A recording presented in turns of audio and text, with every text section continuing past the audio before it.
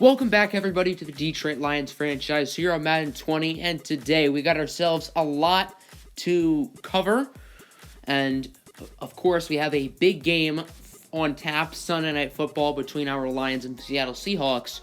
The Seahawks are a very talented team. They're only 1-3, but they got some superstars. Of course, at quarterback, Russell Wilson, who you could make a case for being the best quarterback in football. I'd put him right up there with Patrick Mahomes and Aaron Rodgers as one of the three best, if not the best, in general. And Russell Wilson, I feel like, is the most complete player at the position, and he's going to be a very tough task for this defense. And then for our offense, it does not get much better. Bobby Wagner, the best linebacker in football, one of the best defensive players in football. So it's going to be a challenge to have to stop Russell Wilson on one side of the ball and Bobby Wagner on the other. But you know what? Anything's possible. We also got ourselves a breakout opportunity, and we don't know who it is. You know, it could be Kerryon, it could be Shaquem Griffin again, Jelani Tavai, Jared Davis, Tracy Walker, heck, even Trey Flowers. I think it could be any of those guys. And sure enough, it ends up being the one-handed beast himself, Shaquem Griffin. Just 3 weeks ago, Griffin had normal development. We got it up to star as he got a tackle for loss against the Vikings.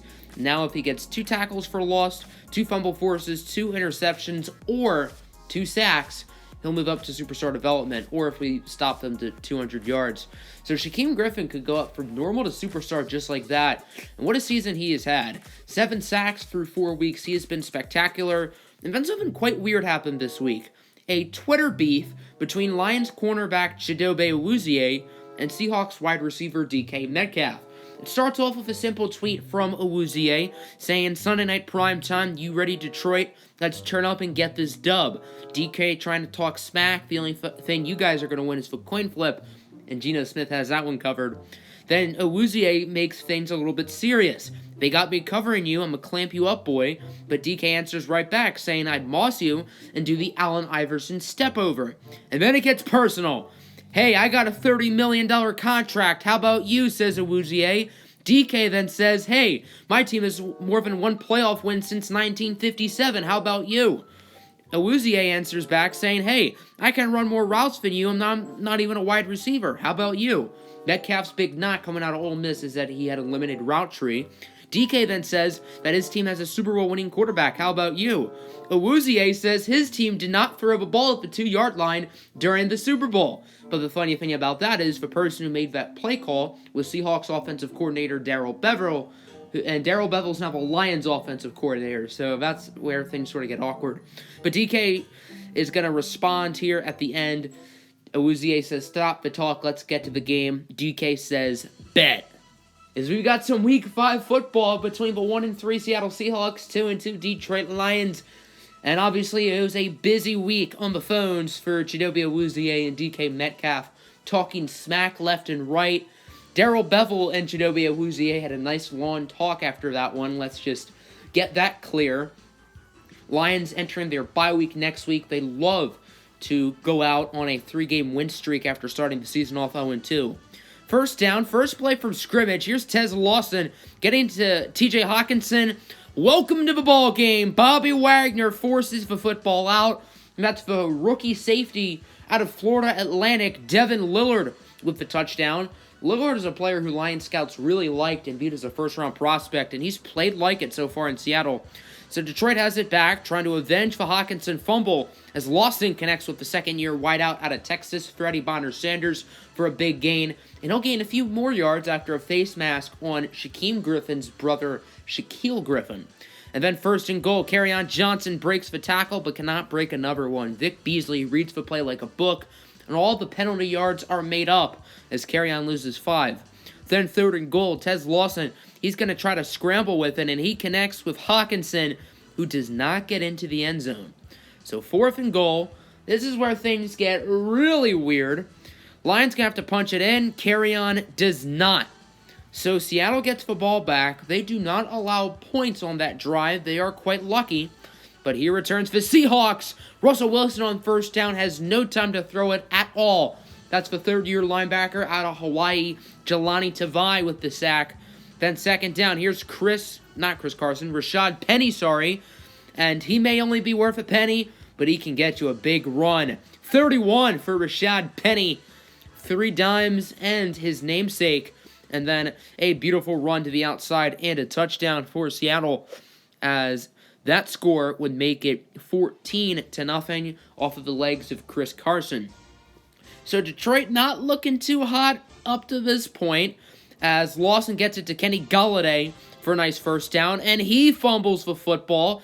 Devin Lillard picks it up, and this is deja vu.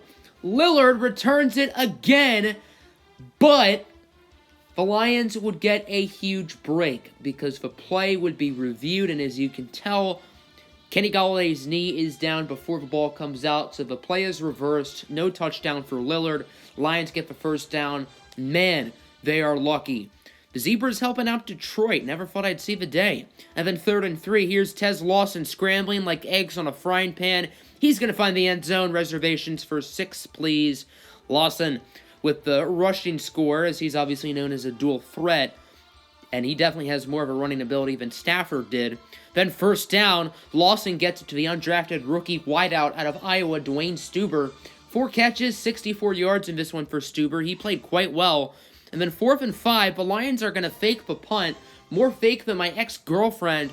And then Nick Baldwin, who was a quarterback in high school, gets sacked. So he's unable to show off his arm. Seattle gets it back as there's Deshaun. Can you feel the hand with the sack? A few plays later, about a minute to go in the half, Russell Wilson, he's going to show off the moves like Jagger. And he is a dot for Tyler Lockett in the end zone. Bad coverage from Chidobe Awuzie. Should not have been talking smack on Twitter, buddy. 21-7 now the score. Here's T-Law. Not too much time left in the half, hoping for a few big plays as he gets out one of a rookie, Dwayne Stuber. And then here comes out Matt Money Prater to make things 21-10. Lions could have ran another play, but since they don't have any timeouts, they did not want to risk it. And they'll make an 11-point deficit headed into the half. Now into half number 2, 3rd and 1, Lockett gets the screen pass, but he's immediately wrapped up by Darius Big Play Slay. Seattle doesn't get anything there. And then after a few plays, Lions going to go for another field goal, this time from 52. And it's right down Main Street. Matt Prater gets better with age. He's like a fine wine. Now Seattle gets it back. Here's Rashad Penny with a nice run. The Lions actually really liked Penny coming out of San Diego State. They wanted to trade for him. That obviously didn't happen, and they had to settle for Kerryon Johnson in the 2nd round. And I would say Kerryon's been a little bit better than Mr. Penny. And then Russell Wilson gets it to the 2nd-year tight end out of Notre Dame, Leo Veldman, for the touchdown. So Seattle now leads it 28-13. They're looking good. But let's see what Tez Lawson's made of as he gets it to Kerryon Johnson on the short pass, who brings it to the 34-yard line. The Lions had a lot of trouble running the ball here. Kerryon Johnson's been playing really well these past couple of weeks, but the run blocking was not on his side. So as you can tell, Tez Lawson really had to show off his guns today, as he's guns a-blazing, getting it to Golladay for a gain of 30. Ronald Darby was injured on the play. And then 1st and goal, here's T-Law. He's going to show off the wheels again, looking for his tight end, T.J. Hockenson, for the touchdown. That's the 3rd-year superstar out of Iowa. And the Lions are going to go for 2, try to make it a 7-point game, as Lawson trying to get lucky. He does not, just throwing it away. Scores now 28-19. After a failed Seattle possession, Lions going to go for it here on 4th down. Baldwin is smacked to the ground by Bobby Wagner, but he does get 2 yards, which is all the Lions needed, and the drive continues. Then the following play from the 44, Lawson going to show off the wheels, taking a shot deep for the 7-yard line, where he gets it to Hockenson. And then 1st and goal from the 7, Detroit trying to punch it in, make this game a little bit closer. And when in doubt, as the great RNP once said, keep calm and carry on. Touchdown Lions. So now Detroit is only down by 2.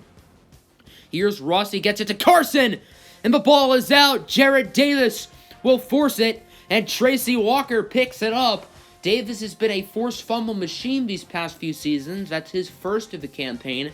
A nice recovery from Tracy Walker, who was the NFC's best defensive back a season ago. So now the Lions on offense. Nice 3rd down conversion from Freddie Bonner-Sanders. Detroit is moving the chains. Lawson from the 18, scrambling. Lawson going to try to throw it in the end zone. Instead, he has to dance out of the pocket a little bit. Bobby Wagner gets the sack. so that'll force the field goal unit. Here's Matt Prater on to make it a 2-point lead for Detroit. It is good, and for the first time in this game, the Lions are winning. 29-28, but look at this. On the ensuing kick return, that's defensive lineman Charles Omenihu, who gets it to the house. Equinemius St. Brown can't catch him, so you're probably confused. The Seahawks' main kick returner, Israel Teague, fumbled it. Omenihu picked it up, and he took to the house. Brown was trying to force the ball out. It didn't happen. But once again, the Zebras coming clutch for Detroit. As you can tell, Israel Teague is down by contact once the ball comes out. So once again, the Lions get a huge break from the Zebras. I'm in total shock that the referees have been on the Lions side today.